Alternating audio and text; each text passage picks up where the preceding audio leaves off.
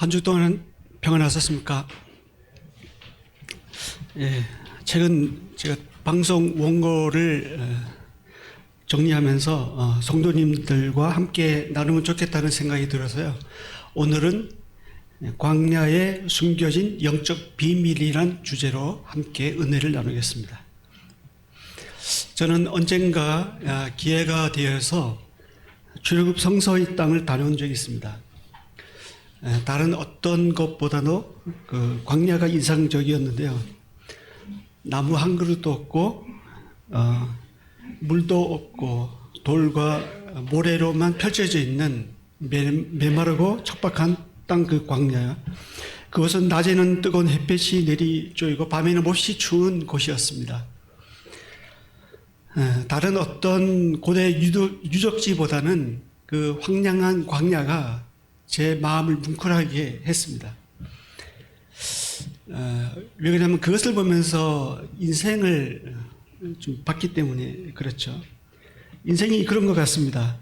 어디로 가야 할지, 또 무엇을 해야 할지, 또 우리가 뭔가 하고 있으면 또 거기에 만족을 모르잖아요. 뭔가 새로운 걸 추구하고, 또 그러면서 때로는 고독하고 삭막한 광야 같은 인생 길을 가는 연속입니다. 그리고 누구나 자기만의 광야가 있죠.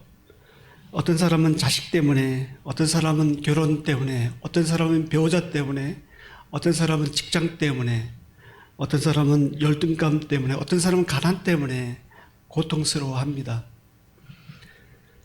저는 순례의 길을 마치고 돌아오는 비행기 안에서 마치 황량한 삭막한 광야 같은 제 마음을 보게 되었습니다.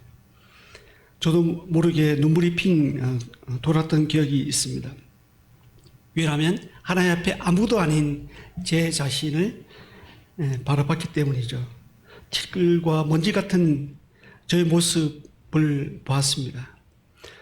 그런 제 모습을 보는 순간에 주님께서 제게 샘물이 되어주세요라는 기도가 나왔습니다.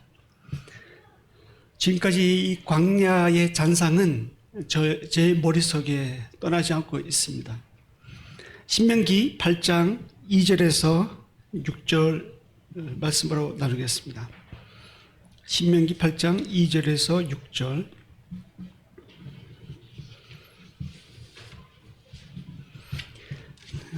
찾으셨으면 함께 읽어볼까요? 시작.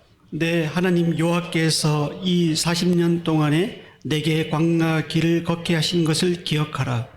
이는 너를 낮추시며 너를 시험하사 내 마음이 어떠한지 그 명령을 지키는지 지키지 않는지 알려 하심이라.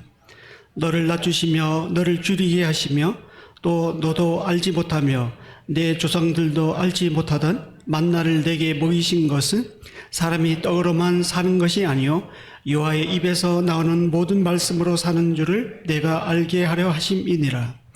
이 40년 동안에 내 의복이 헤어지지 아니하였고 내 발이 부르트지 아니하였느니라. 너는 사람이 그 아들을 징계함 같이 내 하나님 여호와께서 너를 징계하시는 줄 마음에 생각하고 내 하나님 여호와의 명령을 지켜 그의 길을 따라가며 그를 경외할지니라. 예, 여기까지입니다.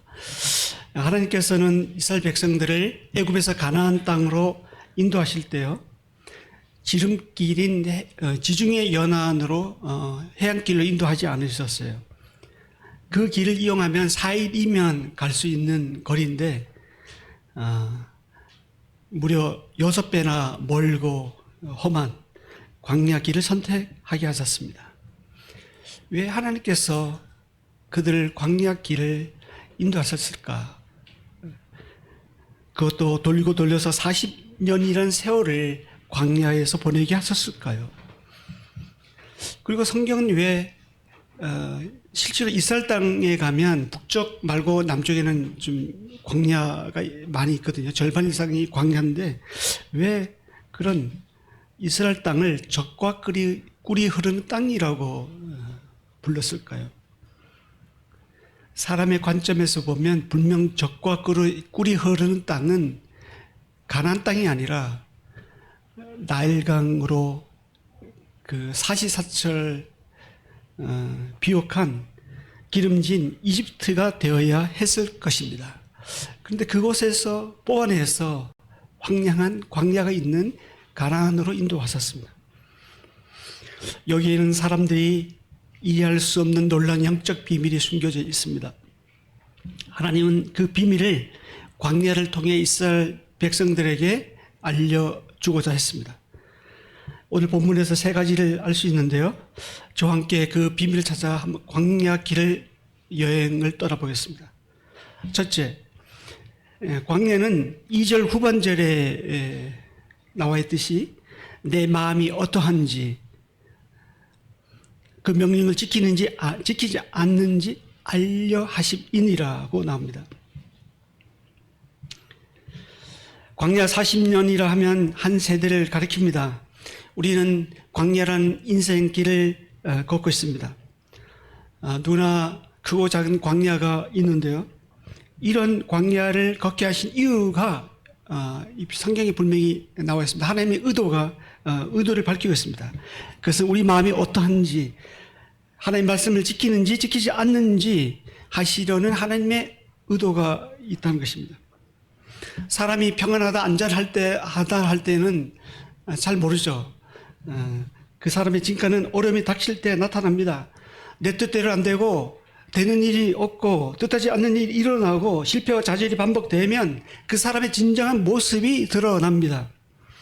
그때 그 사람의 마음이 어떠한지, 정말 그 본심이 어디 있는지 알 수 있습니다. 세상적인 관점에서 보면 이 광야는 불필요한 시간입니다. 제가 이제 군대에 가면 늘 그런 얘기 하는데요. 군 3년 동안 썩다 나왔다, 썩는 기간이 있는데, 그런 표현합니다. 없어도 될 시간이라고 표현을 하죠. 근데 믿음의 관점으로 보면, 그렇지 않다는 것입니다. 하나님의 관점에서의 이 광야는 하나님을 닮아가는데 방해되는 이 죄의 노예, 욕망의 노예, 사단의 노예의 근성을 제거하고 그 자리에 하나님의 말씀으로, 하나님의 성품으로 채우고자 하는 하나님의 그런 축복의 장소인 것입니다. 우리가 구원받자마자 사람이 주님의 모습대로 금방 달라지는 것은 아니잖아요. 기나긴 광야 같은 이 여정길을 가면서 우리의 모습이 주님의 모습으로 닮아가는 것입니다. 근데 막상 광야 한가운데 있으면 이런 하나님의 의도를 알기가 쉽지가 않습니다. 왜냐하면 당장 물이 필요하고 또 음식도 필요하고 또 의복도 필요합니다. 그래서 우리는 무엇을 먹을까, 무엇을 입을까, 무엇을 마실까의 고민 속에서 살아갑니다. 이것은 생존의 문제입니다.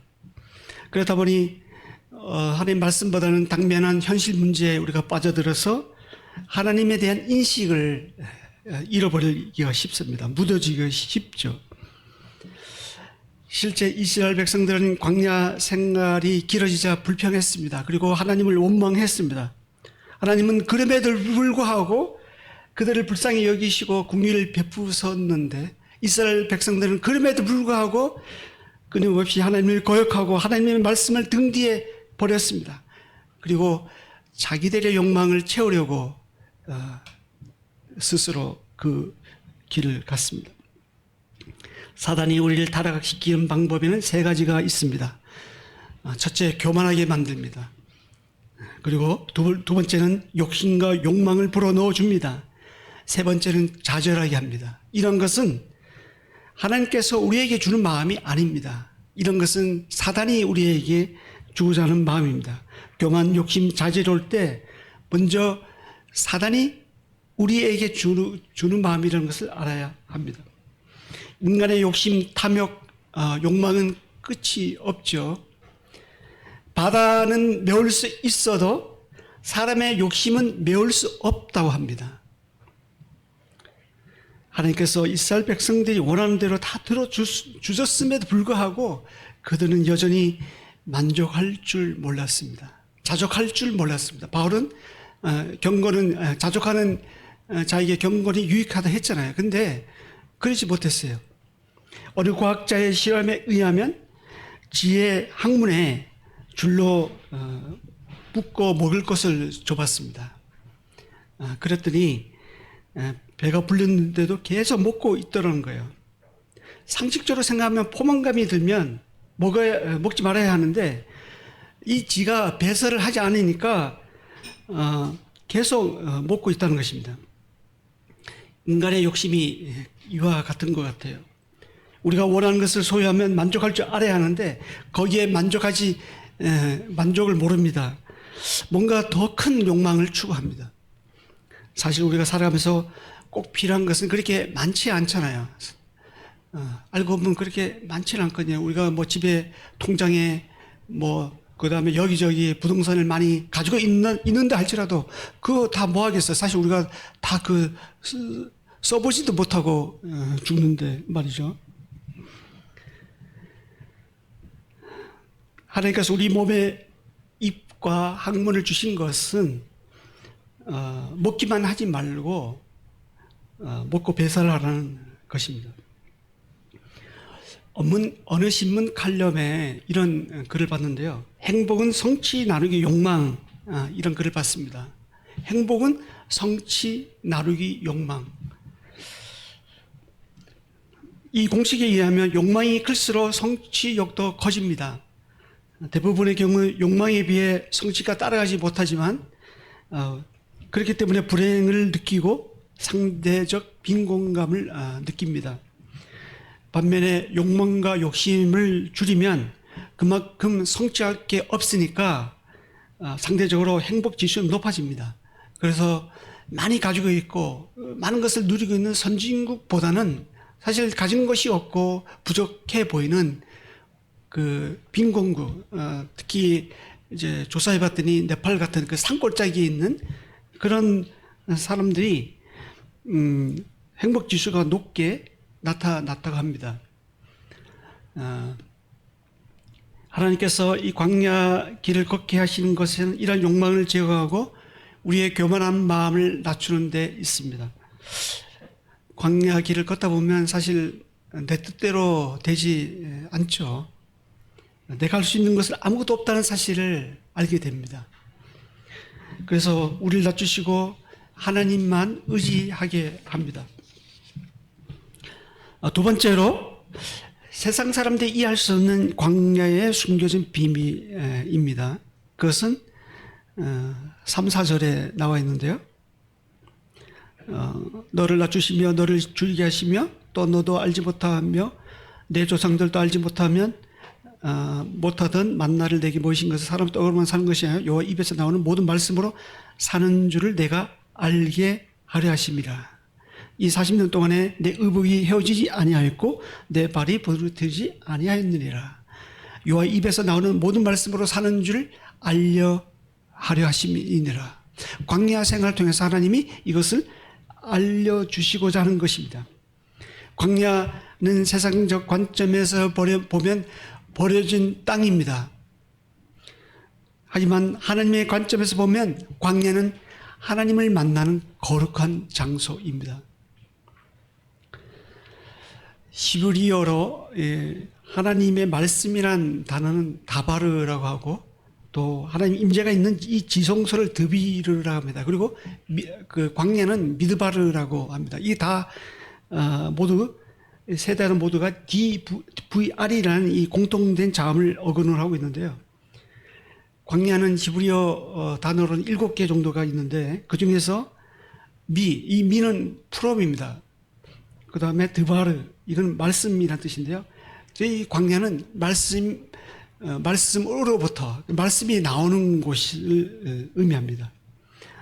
하나님의 임재가 있는 이 지성소가 이 광야입니다. 원어적 의미가 그렇다는 거예요.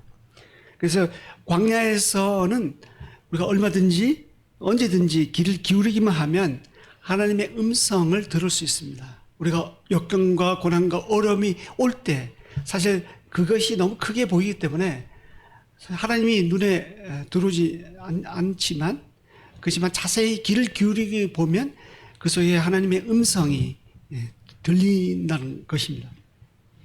이 세상은 잘 먹고 잘 입고 잘 살기에 모으고 소유하죠. 하지만 광야는 진정한 행복이 소유에 있지 않고 하나님을 의식하는 데 있다는 것을 알려줍니다. 선교사 짐 엘리엇 일기장에 짐 엘리엇의 일기장에는 이런 글이 적혀 있다고 합니다. 나는 사단이 세 가지 요소를 독점하고 있다고 생각한다. 즉 소음, 성급함, 군중이다. 사단은 침묵의 능력을 잘 알고 있다. 라는 이 글을 이제 짐 엘리엇 선교사의 일기장에 그렇게 적혀 있다고 합니다. 그렇습니다. 이 세상의 소음과 또 여러 가지 일로 인한 성급함, 그리고 수없이 스쳐 지나가는 이 사람들, 이런 것들이 어떻게 보면 하나님을 우리에게서 빼앗아 가는 역할을 합니다. 반면 광야는 어떻습니까? 그곳은 소음이 전혀 없습니다. 그리고 광야는 복잡한 스케줄도 필요 없습니다. 누구 만날 일도 없어요. 그리고 이 광야에서는 복잡하고 또 바쁜 이 세상에서 뽐내는 어떤 이력서나 또 어떤 타이틀도 도움을 주지 못합니다.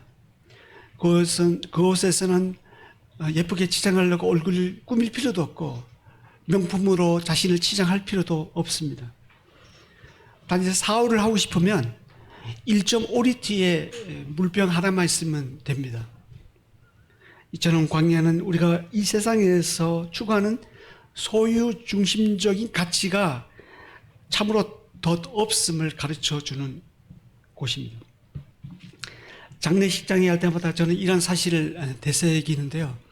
얼마 전에도 장례식장이 있었죠. 거기 다녀오면서 저는 정말 인생이 광야 같은 인생이구나 그런 것을 생각했습니다. 왜 그러면 죽을 때 아무것도 가져가지 못하잖아요. 빈손으로 왔기 때문에 빈손으로 가는 것이 인생이더라고요. 그렇다면 우리가 무엇을 소유하며 무엇을 위해 살아가야 할까요? 거기에 대한 오늘 성경 말씀의 답은 3절에 나와 있는 대로 하나님의 말씀입니다. 이것은 아주 단순하면서 변할 수 없는 진리입니다.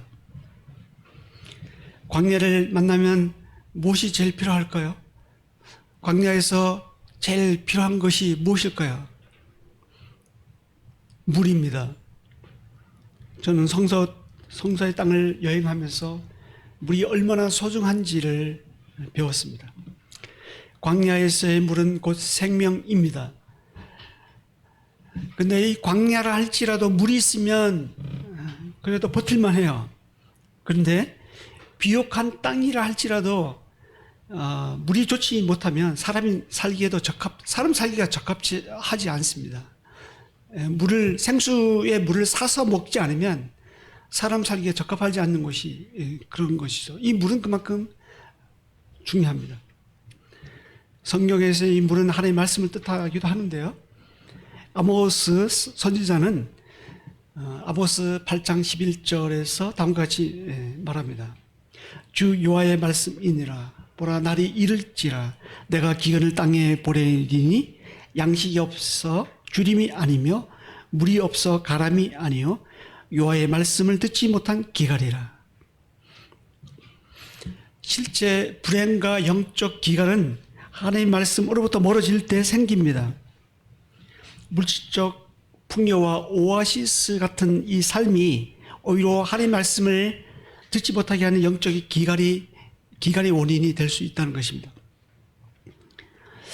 우리들의 관심은 물질적인 풍요에 있죠. 좀 더 갖기를 원하고 좀 더 누리고 싶어 하는 게 우리의 본성이 아니겠습니까? 근데 하나님의 관심은 그것이 아니라 하나님의 말씀을 듣게 하심으로 자신과 관계하고 자신과 더불어 교제하기를 원하십니다. 그래서 하나님은 때때로 광야를 허락하십니다. 그래서 하나님을 찾게 만드십니다. 그리고 하나님을 만나게 하십니다. 성경에서의 광야는 여러 믿음의 조상들이 말씀을 듣고 하나님을 만나는 장소로 사용했습니다. 이스라엘은 어떻습니까? 메마른 광야에서 여러 가지 기적을 통해 살아계신 하나님을 만났죠. 홍해와 요단강을 육지같이 건너면서 매일 건너게 하시고 또 매일 아침마다 만나와 메추라기를 공급받으면서 하나님을 경험했습니다. 이뿐만 아니라 바위에서 물이 나오게 하시고 더위와 추위로부터 보호해 주신 하나님을 만났습니다.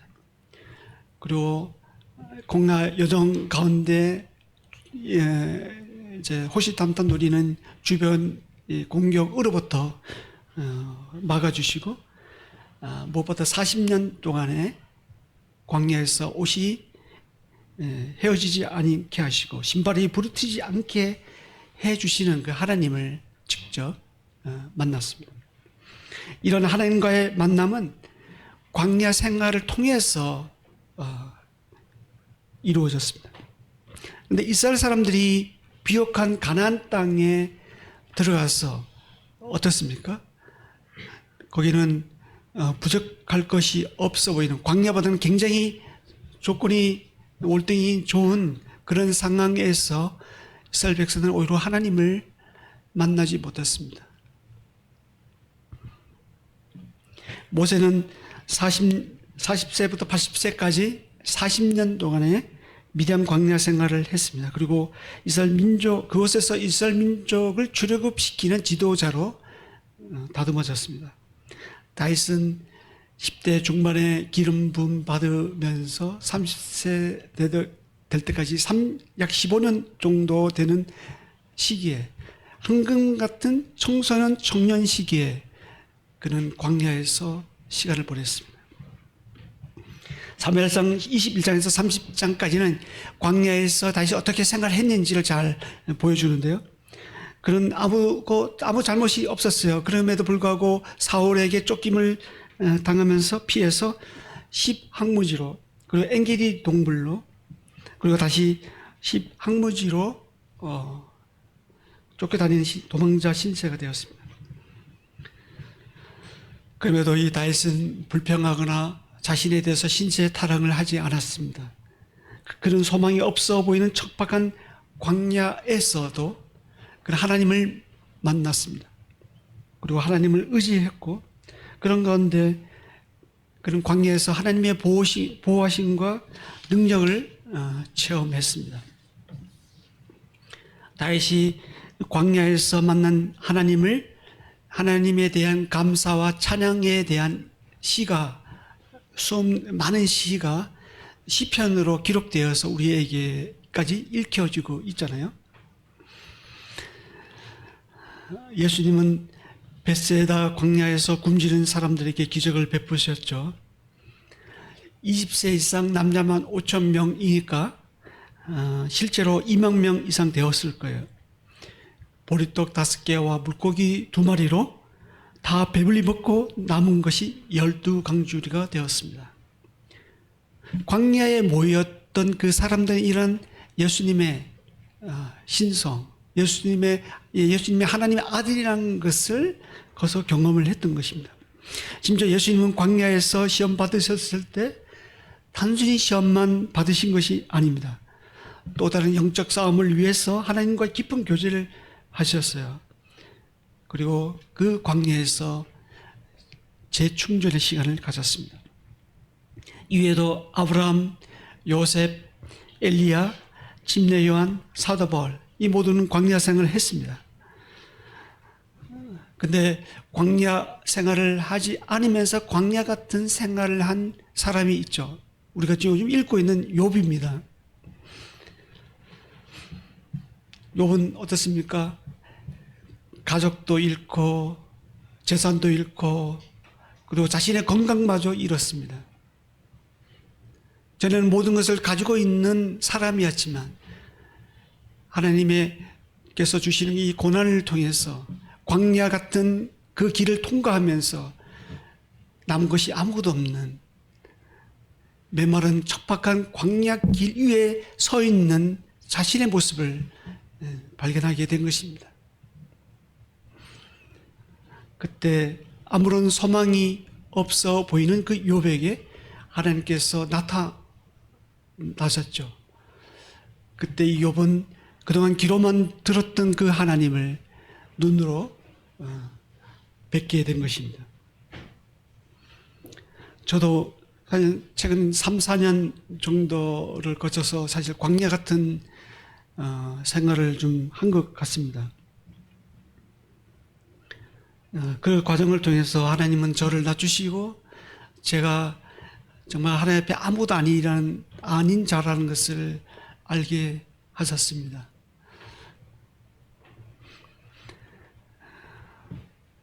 모두가 하나같이 광야에서 하나님을 만났습니다. 그리고 깊은 영적 체험을 했습니다. 광야를 통과하지 않고 성공한 믿음의 사람은 없습니다. 탈무드에 보면 내가 부자가 되고자 하느냐? 그러면 북쪽으로 가라. 내가 지혜를 얻고자 하느냐? 그러면 남쪽으로 가라는 말이 있습니다.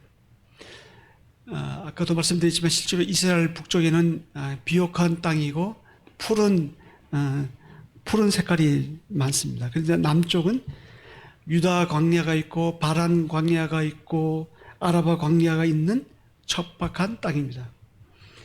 이스라엘이 분열되었을 때 비옥한 북쪽에 살았던 10지파들은 일찍 그들은 하나님 말씀을 떠나서 자기들의 하나님을 만들고 섬기다가 일찍 멸망당했습니다. 반면에 척박한 광야에 살았던 이 남유다는 또 오랫동안 하나님을 섬기다가 바벨론 포로로 잡혀가긴 했지만 포로 생활 이후에도 남겨진 자들에 의해 오늘날까지 그 명맥이 이어지고 있습니다. 이사과 같이 살펴봤듯이 이 광야는 사람이 떡으로만 사는 것이 아니라 하나님의 입에서 나오는 말씀으로 사는 줄 알게 해줍니다. 그래서 분명히 이 광야는 하나님을 만나는 거룩한 장소입니다. 셋째, 세상 사람들이 이해할 수 없는 광야에 숨겨진 영적 비밀입니다. 5절 6절 보겠습니다. 너는 사람이 그 아들 징계함 같이 내 하나님 여호와께서 너를 징계하시는 줄을 마음에 생각하고 내 하나님 여호와의 명령을 지켜 그의 길을 따라가며 그를 경외할지니라. 광야는 세상적 관점에서 보면 무의미한 세월일 것입니다. 하지만 하나님의 관점에서 보면 이 광야는 결국 하나님을 경외하게 하는 장소입니다. 광야 길을 걷는 동안에 우리는 철저한 몸부림 속에서 걷습니다. 그리고 그런 가운데 말씀을 붙잡습니다. 그리고 하나님을 의지함으로 하나님을 경외하는 법을 그곳에서 배웁니다. 하나님을 경외하는 마음은 말씀을 지켜 그의 길을 따라갈 때 옵니다. 우리가 아무리 맛있는 음식이라도 어떻습니까? 음식을 보는 것으로 우리가 배부르지 않잖아요. 음식을 먹어봐야 그 맛을 압니다. 아무리 우리가 말씀을 읽고 연구하고 묵상하고 그래서 많은 지식이 있는다 할지라도 우리가 그 말씀을 지키지 않으면 그 말씀의 능력을 우리가 알 수가 없습니다. 오늘날 정통적 유대인들은 지금도 하나님 말씀을 자신의 목숨보다 더 소중히 여기고 잘 지키죠. 실제로 이스라엘 예루살렘에 있는 이제 호텔에 묵은 적이 있는데 엘리베이터 안에 안식일 모드로 전환하는 스위치가 있었습니다. 그 안식일이 되면 그 스위치를 안식 모드로 전환하면 각 층마다 씁니다. 그래서 사람이 손으로 누르지 않아도 손 누르는 것을 일이라 생각하기 때문에 그거를 피하려고 안식일 모드로 전환하는 도록 설계가 되어 있습니다. 통곡의 벽에 갔을 때 성인식을 하는 것을 봤는데요. 이스라엘 그 사람들은 13세가 되면 성인식을 하거든요.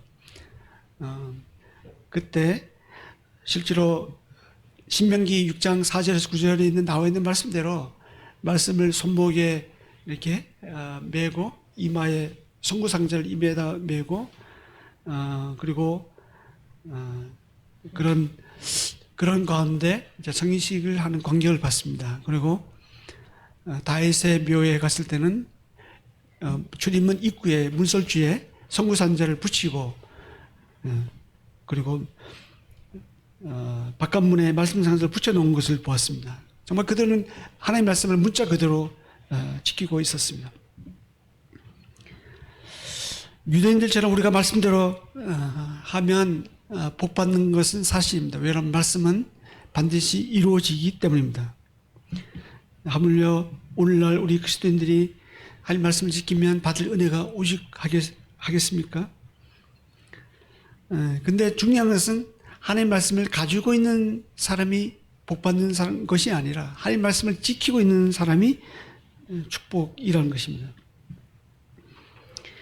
하나님께서 이 광야를 허락하시고 걷게 하신 이유는 말씀을 지켜 행함으로 주와 함께 동행하게 하는 것에 있습니다.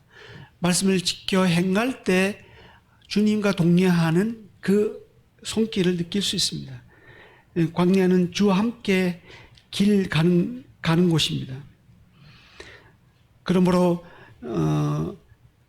3절 끝에 보면 이 모든 하는 여호와 입에서 나오는 모든 말씀으로 사는 내가 알려 하심이라 하면서 6절 끝에 보면 그 여호와의 명령을 지켜 그의 길을 따라가며 그를 경외할지니라고 나옵니다. 광야는 내 자신이 얼마나 무능하고 할 수 있는 것이 아무것도 없는지를 자신의 한계를 알게 해 줍니다. 사람은 누구나 자신을 최고로 생각하는 경향이 있습니다. 자존심이 대단하죠. 그래서 자신은 고치지 않으면서 다른 사람을 상대를 고치려고 비판합니다. 이런 자아가 자신은 물론 남을 힘들게 하는 도구가 되죠. 그리고 하나님도 힘들게 합니다. 하나님은 이런 자를 광야를 통과하게 하심으로 철저히 부서지게 하십니다. 왜냐하면 이런 교만한 자가 깨뜨려져야 하나님을 성품을 닮은 새 사람으로 다듬어질 수 있기 때문입니다. 광야는 하나님 도움 없이는 도저히 살아갈 수 없는 환경입니다. 오직 하나님만을 필요로 합니다. 그리고 하나님을 경외하도록 설계된 장소입니다. 많은 사람들의 영적인 문제는 어디서 옵니까? 그것은 광야 생활이 없이 바로 가나안 생활을 누리려고 하는 데 있다는 것입니다. 광야의 시간이 없이 영화를 누렸던 사울 왕은 어떻습니까? 그리고 광야의 시간이 없이 영화를 누렸던 솔로몬의 경우는 어떻습니까? 그들이 누렸던 그 영화가 오히려 하나님을 떠나게 하지 않았습니까? 반면 광야에서 고독한 시간을 보냈던 다윗과 사도 바울의 경우는 어떻습니까? 그들은 비천에 처할 줄도 알고 종기에 처할 줄도 알았습니다. 다윗과 사도 요한은 그런 것에 이 세상 것에 연연하지 않았습니다. 그리고 하나님만 섬기는 신실한 섬기면서 신실하게 경외했습니다. 이런 것에서 우리가 배울 수 있는 것은 십자가 없는 영광이 없고 광야 없는 영성은 없다는 것입니다. 하나님은 광야를 걷게 하심으로 우리가 말씀을 지키는지 지키지 않는지 알고자 하십니다. 이 광야는 사람이 떡으로만 사는 것이 아니라 오직 하나님 입으로부터 나오는 모든 말씀으로 사는 줄 알게 하십니다. 광야 한가운데서 들려오는 세미한 하나님의 음성이 들리십니까? 그 음성은 하나님을 경외하도록 안내하는 하나님의 목소리입니다. 우리 인생에서 광야의 시간은 그리 매력적이지 않습니다. 누구나 빨리 이 시간이 지나가길 바랄 것입니다. 하지만 하나님께서 우리에게 광야의 길을 허락하신 것에는 인생의 브레이크를 잠시 걸고 세미하게 들리는 하나님의 음성에 귀를 기울이라는 신호입니다. 요즘 우리에게 닥친 이 코로나가 그렇죠. 하나님은 광야를 통해 성도를 단련하십니다. 그렇지만 광야를 통해 축복의 길을 열어주십니다. 무엇보다도 우리는 광야 한가운데 서 계시는 주님을 볼 줄 알아야 합니다. 우리가 혼자 그 광야 길을 걷고 있는 것 같지만, 그 어둠의 터널을 우리가 지나고 있는 것 같지만, 그곳에는 하나님이 함께 계십니다. 우리 인생의 광야에서 승리를 안겨주시는 그 하나님이 보이지 않으십니까? 우리가 힘들고 지칠 때 아주 엎드러지지 않을 수 있는 것은 임마누엘 하나님이 우리와 함께 계시기 때문입니다. 광야에서의 하나님의 임재와 다스림을 몸소 체험한다면 광야는 우리에게 축복의 장소가 됩니다. 오늘은 신명기 8장 2절에서 6절 말씀으로 광야에 숨겨진 영적 비밀이라는 제목을 함께 나눴습니다. 하나님은 우리 그리스도인들을 구원받자마자 바로 하늘나라로 데려갈 수도 있는데 굳이 광야 같은 이 세상에 더 살도록 하신 이유가 무엇일까요? 그것은 하나님을 경외하기 위해서입니다. 우리가 평생 영생대로 하나님을 경외해야 합니다. 천국에서 우리가 하나님을 경외 안 하고 그냥 여덟 팔자로 이렇게 누워서 네 팔자로 누워서 있는 것이 아닙니다. 천국에서 하나님을 우리가 찬미하고 찬양하고 하나님을 영생대로 경외해야 되는데 그 경외하는 연습을 광야 인생길을 통과하면서 우리가 그것을 미리 연습을 하는 것입니다. 지금 광야 길을 걷고 계십니까? 그 광야가 나에게는, 우리에게는, 여러분에게는 어떤 것입니까? 하나님의 말씀을 지키는지 지키지 않는지 시험의 장소에 내가 있다는 것을 먼저 알아야 합니다. 어떤 사람은 광야 때문에 하나님을 떠납니다. 어떤 사람은 이 광야 때문에 하나님을 경외합니다. 하나님은 광야를 통해 철저히 내 자신이 아무것도 아니라는 사실을 깨우쳐 주십니다. 그리고 하나님만을 의지하게 하십니다. 하나님의 말씀만이 내 발의 등이요 빛이라는 사실을 알게 하십니다. 광야는 틀림없이 우리 육신의 눈으로 보면 버려진 땅이요 광야에 생활하는 세월을 낭비한 것처럼 보입니다. 하지만 신앙의 눈으로 보면 이 광야는 하나님을 만나는 장소요 축복의 장소입니다. 누구나 광야를 피하고 싶지만 때로는 우리는 우리 유익을 위해서 하나님은 광야를 통과하게 하십니다. 우리 인생길이 맨날 봄과 같으면 얼마나 좋겠습니까? 늘 푸르면 얼마나 좋겠어요. 그러니까 때로는 겨울이 필요하고 겨울이 있기 때문에 봄의 아름다움과 그 생명력을 우리가 알 수 있는 것입니다. 지금 들판에 널려져 있는 앙상한 이 가지, 메마른 초원, 보이는 것은 푸른색이 아니라 회색에 가까운 이 들판, 마치 광야 같은 이 세상을 우리가 보고 있지 않습니까?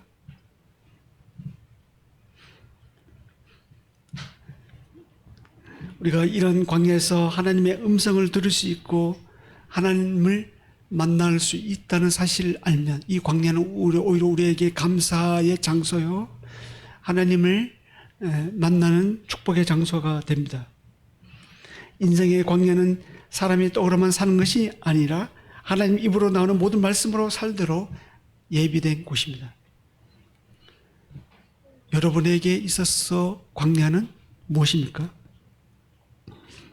영적 기갈은 하나님의 말씀으로부터 멀어질 때 생깁니다. 진작 우리가 두려워할 것은 광야가 없어서 하나님을 만나지 못하고 있는 것입니다. 광야가 없는 것에 감사할 것이 아니라 광야를 통해서 하나님, 우리가 고민하고 마음이 약해지고 마음이 가난해지고 애통하고 울부짖으면서 남 모르게 눈물 흘리면서 그 가운데 하나님께 울부짖고 하나님께 나아가고 하나님을 만난다면,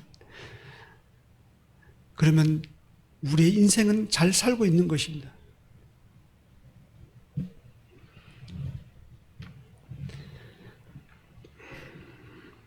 광야는 실패를 성공으로, 위기를 기회로, 약함을 강함으로 바꾸시는 하나님의 설계입니다.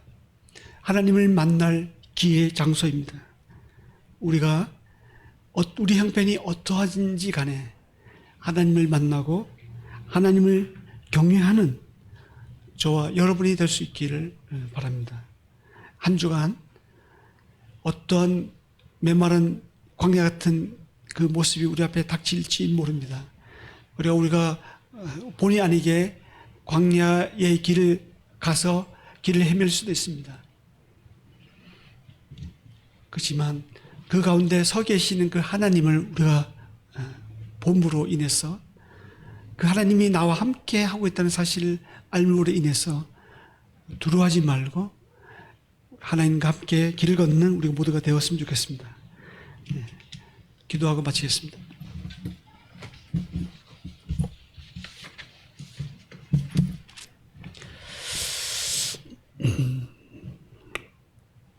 아버지 하나님, 감사드립니다.